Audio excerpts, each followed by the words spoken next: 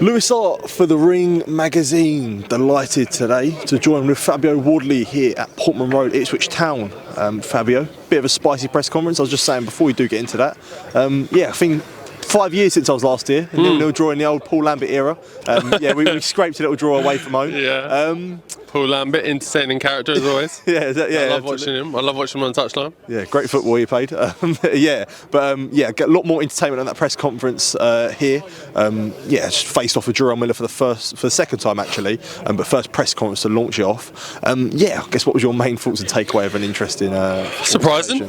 The first one was pretty chill. Nice little face-off. Like in the ring yesterday, nothing too crazy, and then today he just turns up and gets all sorts of excited and all sorts of crazy with it. So an interesting one.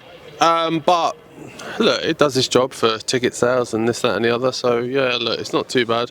Nothing too crazy went on. I think it did ruin the occasion slightly, like a little bit of animosity, a little bit of back and forth, argy-bargy, whatever, cool, but don't start getting silly with it, and like just interrupting the broadcast, and ultimately everyone's come here together to sell a show, and there's a bit that needs to be done, but also people have things to say, like obviously Alfie from DAZN was here, he had his bit to say, his bit was cut short, things like that. So a little bit of respect for the occasion that's been put on, but Miller's Miller, and he will always be himself. So what's the deal with this song, mate? Like, I know you've asked about it a lot, but come on, hell. I don't know what he's screaming about. I don't know no Big song. Baby Killer or I'm something. not. Yeah, apparently it said I'm the Big Baby Killer, bro. I've never made a track in my life. I don't make music. I didn't tell no one to make no music. I didn't have it made. I didn't have it put together. I've not even fucking heard it. Hence why I'm so confused. I'm like, what are you talking about? Like, look, if I did something, like, first of all, I've never made a diss track in my life about anyone. Not for a walkout song. Not even not for nothing before. I'm not gonna start now. Yeah. That's not my area. That's not what I do. I don't do shit like that. And secondly, like, if I did do it, I'd stand on it. I'd show you and be like, yeah, that's what I said. But, bro, I don't know nothing about it. So don't come at me screaming about something that I had nothing to do with. Yeah. Bro, there was no consent from me. I didn't tell no one. I didn't ask no one to do nothing. Like, if you want to get that upset about a fucking diss track, then it's going to be a long few weeks for you when I'm digging at you in different ways. And I know you got asked by an interview with IFL on Saturday, and you sort of shrugged it off about the idea of sort of Jarrell Miller being talking, because I know, look, the Adelaide fight, there was a lot of back and forth, and even in the Clark fight. But this one is a bit different. Like, is that something I don't know how to sort of put it, but how do you deal with that different sort of trash talk when he's really like, he was almost, whether you like or not, he was sort of on site there, really? Like, Look, you know what you're going to get with him. So I was always switched on. I was always ready. He's like, do you have to hit that face on as well? Do you think? With of course. You can't back off. You can't back off in this sport. Otherwise, you're looked at as soft. And look, I ain't taking no step back. I don't take no step back in no ring. And outside the ring, I ain't taking no step back either. I don't give a fuck. I don't give a fuck if you're in front of me now on that stage or whatever. I'll go for you there and then if you want to go there. Like, it's no problem. But there's that tossed with, you have to understand, this is a business, we're doing a broadcast, there's a certain level of game and decorum that's supposed to be played here, but some people are a bit too self-indulgent when it comes to things like that. Yeah, for sure. And I guess one thing with Jarrell Miller, there's obviously a massive flag that comes up when he gets spoken about, especially with the prolific failed drug test that he have. When you have an opponent like that, how do you deal with that dynamic, whether it be negotiations and preparing as well?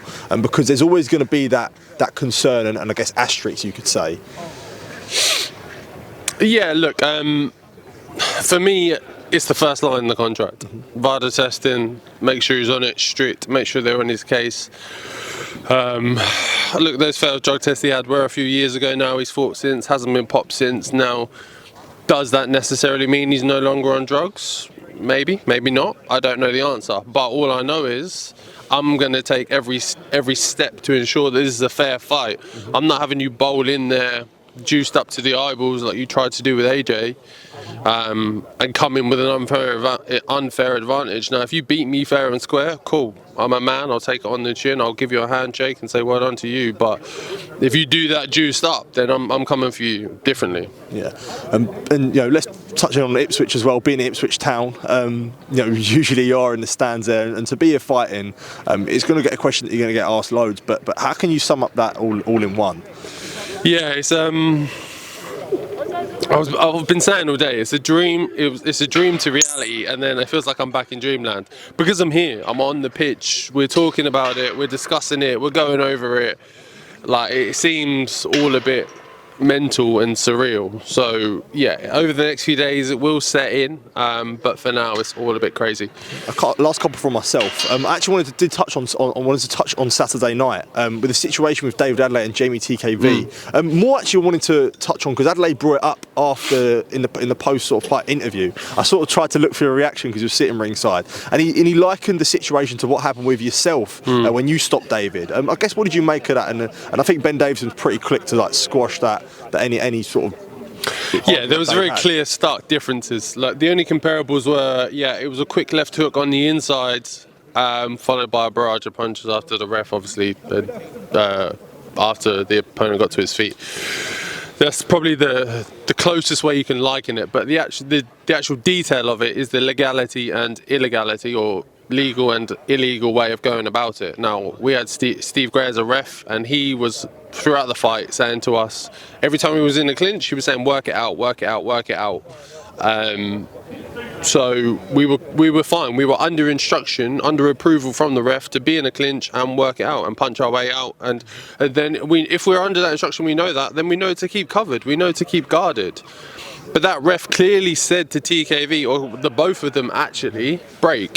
He said it twice, so much so he followed up by pulling down TKV's hand. So hang on, wait, you're pulling away one of my arms, expecting me to defend myself, and the opponent's allowed to hit me when you've said break, and then you're just going to let that run and roll like, oh no, that's all right, that's all fine. Like, for me, it's a disgrace.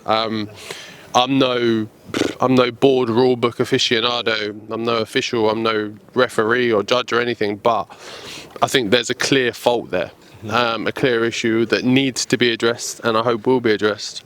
Well, let's hope so too. Fabio, always a pleasure, mate. Good to speak to you here on the pitch at Portman Road, where you will be fighting June 7th, Jarrell Miller, mate. Always a pleasure. Thank you. Man. Thank you.